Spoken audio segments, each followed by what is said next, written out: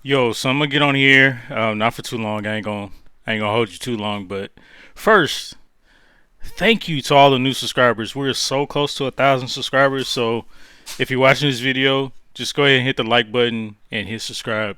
I appreciate you wholeheartedly. But we're gonna be talking about the Nurburgring Crash, and I know there's a lot of people talking about it. Um, the main topic is whose fault it is. I think it's pretty clear whose fault it was. Um, But I was watching this video earlier. I put the link in the description, right? I can't remember his name. He just popped up on my recommendation. But I think he works at the Nurburgring and he was talking about it. But he made a good point and a lot of things that I didn't realize.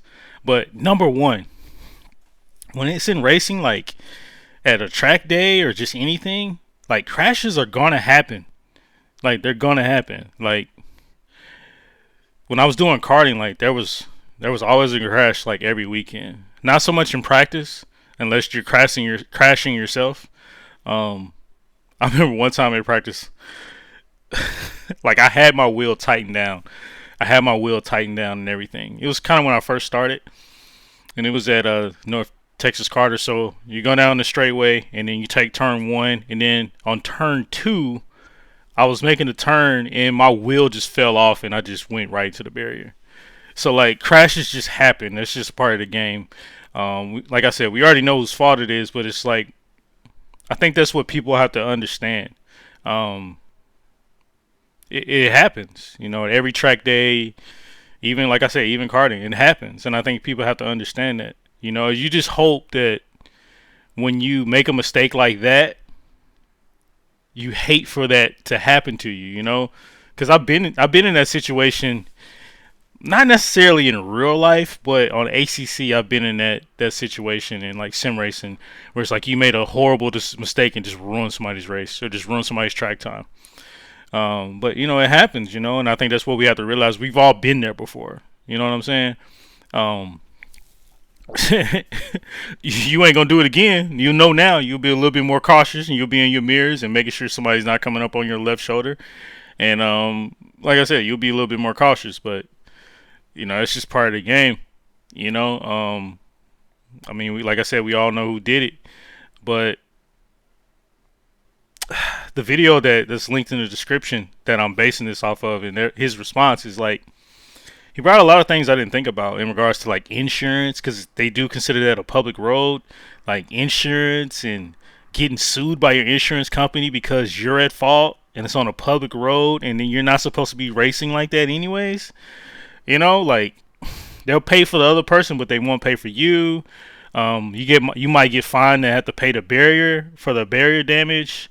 And then, I mean, there was a lot more. I'm trying to remember exactly what he said, but he was talking about a lot of things I didn't take into consideration. Like there's the trauma aspect of it. Like people like to think like when you're racing, like we don't experience like a short bit of trauma or sometimes full trauma, because that was horrible, man. The damn tank exploded.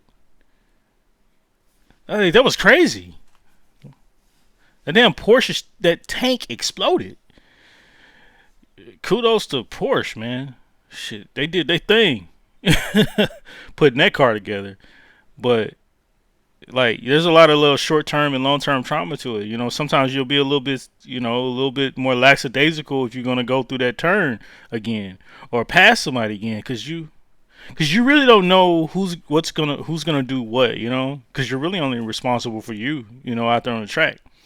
You try to drive aggressively and protect yourself, but you can't control what somebody else is gonna do. That's happened to me on karting. Like I was passing somebody that was clearly slower, and they turned in and just it was like Mario Kart. When you it was like Mario Kart. And you like just spin, you hit a banana like ah, wah, wah, wah. It's exactly what happened. But actually, this happened two times for me. Two times for me at NTK. But yeah, man. And then like I've been on the bad end of it too. Like I wouldn't necessarily say this is my fault. Sometimes things are just racing incidents. But there was one time that in the 206 senior class, this girl named Mackenzie. She's a really good driver. She overtook me. So what she did is she came, she overtook me, and then I felt like I could dive in and overtake her, and I did, but she didn't really leave me much space. And then our wheels just touched, and my wheel ran over her wheel, and kind of projected me towards her, and then my wheel, like, so how you're holding the steering wheel, my wheel just bam. Yeah, her mess was like out of there. Like her, it was like stitches, from what I remember, but it was pretty bad. And I mean, I felt like it was a racing incident. Of course, they're not going to feel like it's a racing incident. No one ever believes it's it's the other person's fault when it comes to racing. It's always the other person's fault, right? But that was just part of the game. Like, and that type of stuff happens every single weekend. Every single weekend at North Texas Carter, man. Every single weekend there was like some super bad crash, man. Like a bad crash. And it's like, you just, you get through it, and you just try to prepare the track and prepare everybody for when those situations are going to happen. You just hope that they don't happen,